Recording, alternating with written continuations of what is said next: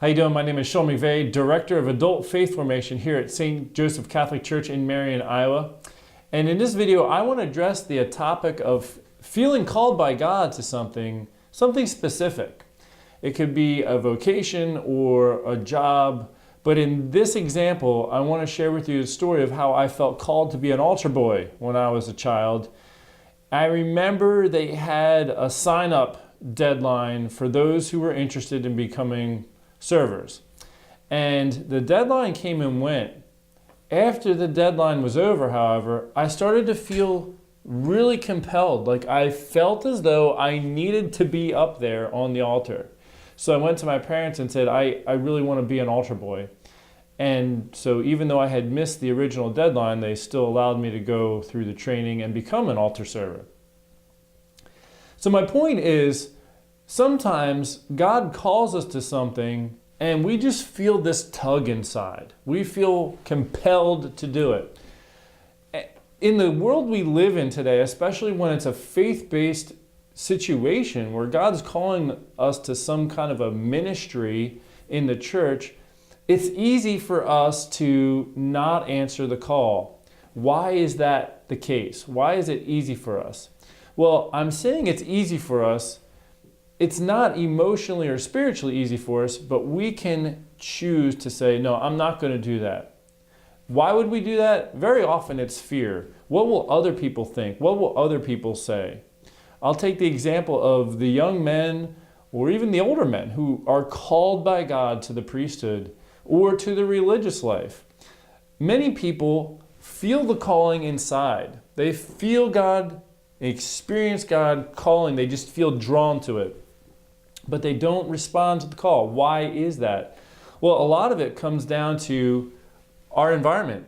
And I will give you an example of someone, when I was the director of youth ministry for a church many years ago, probably 15 years ago, I lived in State College, Pennsylvania. So Penn State University was there, and one of the college students started to come to daily mass all of a sudden.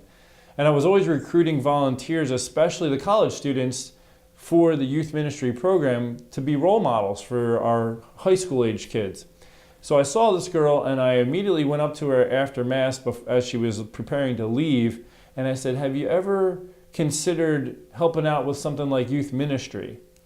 And immediately after we were talking for not even a minute, and I just sensed this girl was called to be a nun. So I just said to her, have you ever considered being a nun? And she just lit up. And you could feel the joy coming out of her intensely. I felt filled with joy just because of how much joy was coming out of her. She's like, yes. And I've never admitted it to anyone in my life until this past weekend. I was on a retreat and I admitted it to the priest. You're the second person in my entire life. This girl was 18 years old, felt called most of her life to become a nun and never told anybody. Do you know the reason why? It's because she was afraid of what other people would think. She was afraid of what her peers would think, what her parents would think. What it is environment. We, as a church, need to create a welcoming environment that supports people in what they feel as though God is calling them to do. When it comes to a vocation, there are many parents out there who want their children to be married. Why do they want their children to be married? Very possibly it could be they want their children to be happy. And they just say, in order for my child to be happy, he needs to be or she needs to be married. And so sometimes, and I've talked to people and I've seen situations where people felt pressured into that vocation. To be happy, to be fulfilled, is to do what God is calling you to do. So the call from God is an internal thing. If we fight against that, we have this restlessness in us that we live with. And so I'm just offering this video for the Catholic community at large. If you're someone who is an adult, you have children, and you haven't been open to the idea of your child having a religious or priestly vocation, I want to ask you to ask yourself why. Why have I not been open to that? Is it that you want your child to be happy? You want your child to be fulfilled? Or is it you want grandchildren? And so that's why. I mean, that would obviously be a selfish reason. But if it's one of those first two, it's because you care about your child. So I encourage you to open up to a conversation with God and say, God, how will my child be fulfilled and happy? How do I facilitate my child's path? What are you calling my child to? Be open to what God says. If it comes out that God has a priestly or religious vocation for your child, if you want that child to be fulfilled, that child needs to be supported.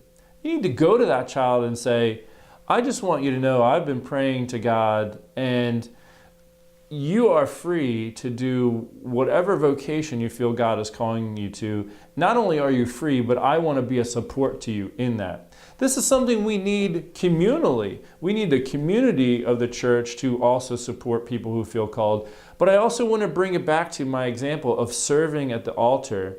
Even our young people, if you feel God's calling you to serve at the altar for something at Mass or in some other capacity, to greet people at the door, to become a lector when you receive the full sacraments of initiation, whatever it is, what would prevent you from following through with that? Is it fear? And I think it's Padre Pio who said, fear is useless. What is needed is trust. We got to look at God, spiritually look at God and say, I feel afraid. I feel afraid of maybe what people would think or say, but I'm going to trust you, God. I'm going to follow through with this. And that's something I've even done in many areas of my life, and God always blesses us in that. So again, I want to encourage you, if you feel called to a ministry, to a vocation, to some form of service, whatever that is, what would prevent you from following through what you believe God's calling you to? You hear and feel that tug from within. What prevents you? And I encourage you to embrace what God's calling you to. Do not let fear be the dictating factor of your life, but allow the Holy Spirit to lead you through what you're feeling drawn to. Thank you so much for tuning into this video. I hope you will deeply consider it and bring it to prayer. And I hope that it will bring to fruition many vocations and forms of ministry within the church when you respond to what God's calling you to, or when we communally support others in their calling. Again, thanks for tuning in. Take care and God bless.